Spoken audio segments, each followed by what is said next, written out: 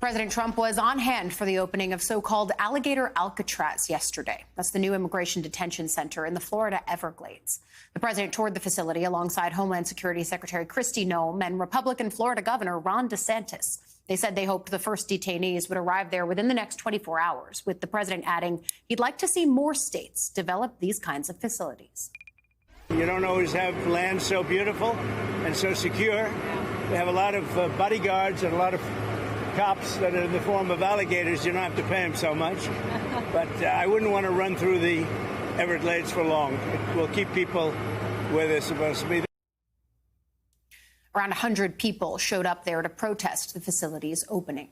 Joining us now, White House reporter for Axios, Mark Caputo. Mark, you just pushed a new piece about the president's day yesterday. You say it was a big day for him. It included a feud, a Senate win, and Alligator Alcatraz. Start there with what he did in Florida yesterday and why the White House thought it was a good thing for him to go to this kind of an opening alongside Florida Governor DeSantis, who he has not been so friendly with until recently. Well, they made up quite a bit ago, but what was interesting yesterday about that dynamic is just how much Donald Trump really seems to like DeSantis again. Yeah.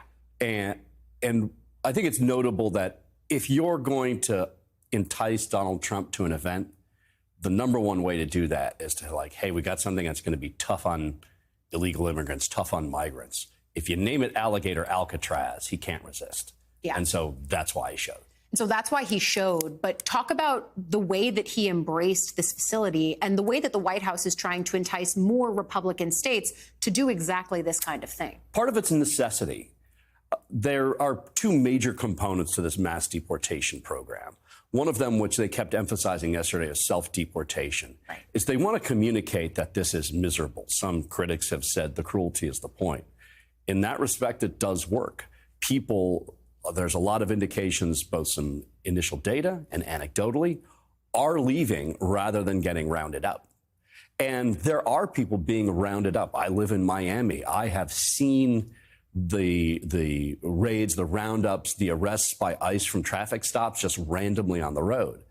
And when you arrest a lot of people, you have to put them somewhere.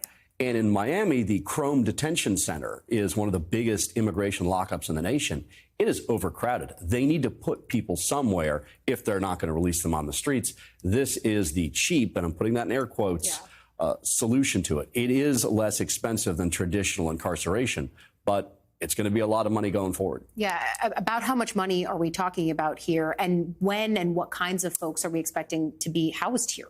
They always say the worst of the worst, but I must admit it's kind of unclear. And that's not the way that the immigration policy has actually gone down. It's difficult to do mass deportations and be very selective, is trying to find a moving needle in a needle stack. And so they've cast a wide net and they've gotten a lot of people. For the Alligator Alcatraz, as they're calling it, in the middle of the Everglades, it's $450 million for the initial sort of outlays. That's going to house at least, they say, 3,000 people.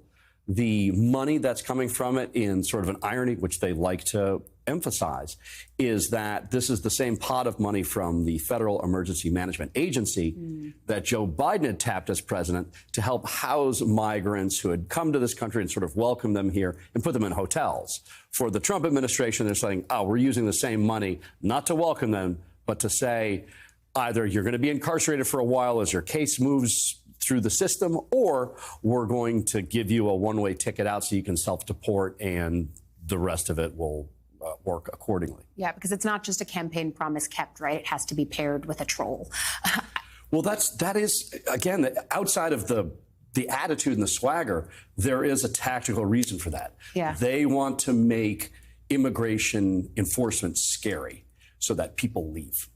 I think the other thing percolating in the background of a stop to Florida is the fact that they have a looming governor's race there and some internal jockeying among Republicans for that seat. You scooped yesterday that Congressman Byron Donalds raised a massive sum of money to the tune of $20 or so million. Talk about the dynamics briefly in that race and why it has national importance. Well, there is some drama, and it's well put, between Byron Donalds, the congressman, and Governor DeSantis. Governor DeSantis wants his wife, First Lady Casey DeSantis, to run. She kind of wants to run as well. Yeah. And the fact that Byron Donalds is in the catbird seat, he has a Donald Trump endorsement that raised as you mentioned, $22 million.